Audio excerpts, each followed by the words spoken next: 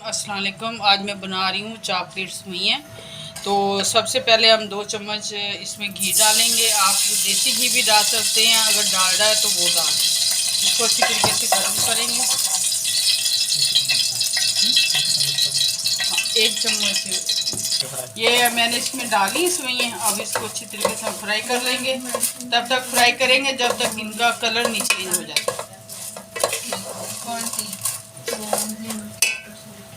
तरीके से भून रहे हैं। अभी इनका थोड़ा सा कलर और चेंज होगा तो फिर हम इसके अंदर दूध शामिल करेंगे। देखिए हमने इसमें ये जो चॉकलेट्स में ये फ्राई कर ली हैं। अब हम इनको निकाल लेंगे।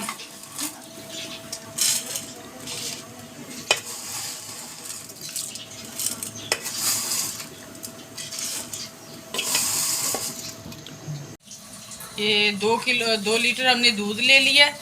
अब इसको हमने गर्म होने के लिए रख दिया। जब तक इसको सही तरीके से पक नहीं जाता, पक के ये गाढ़ा हो जाएगा दूध, फिर इसके अंदर हम जो है सेवइयाँ ऐड कर।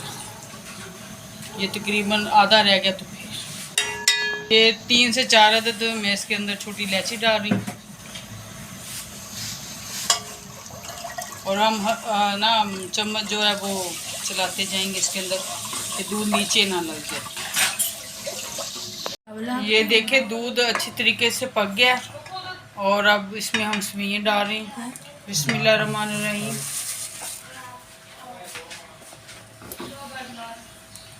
इसको तकरीबन 10 मिनट के लिए हम इसको पकाएंगे हल्की आंच पे।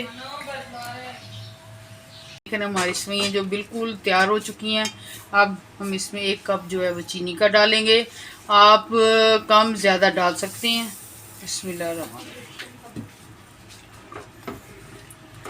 चलें अब 2 मिनट पकाएंगे इसको। कर लेंगे। ये देखिए हमारी सेवइयाँ जो बिल्कुल तैयार हो चुकी हैं। चॉकलेट सेवइयाँ बहुत ही कलरफुल हैं माशाल्लाह से। अब हम इसको डिश आउट करेंगे। दिखाएंगे किस तरह खाती है। चेकिंग में ही हमने 3-4 प्यालियों को रगड़ा चढ़ा दिया। हमारे घर में एक पागल आई हुई है औरत, और ये जो है ना ये ऐसे ही बोंगी मारती ये बहुत खाती है, खाती भी है माशाल्लाह से, और सेहतमंद ठीक ठाक है माशाल्लाह से। बहुत ही जबरदस्त कलर आया है। आपको हाँ दिखाते। ये कैमरे में पूरी नहीं आ रही हमारी।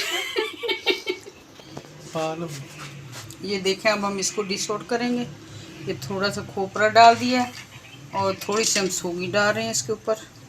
ये देखें जी हमारी रेसिपी बिल्कुल तैयार हो चुकी है।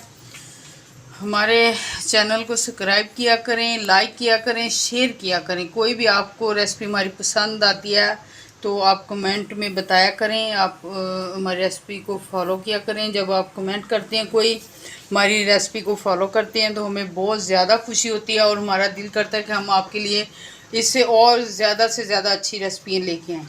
दुआओं में याद रखिएगा। अल्लाह हाफिज़।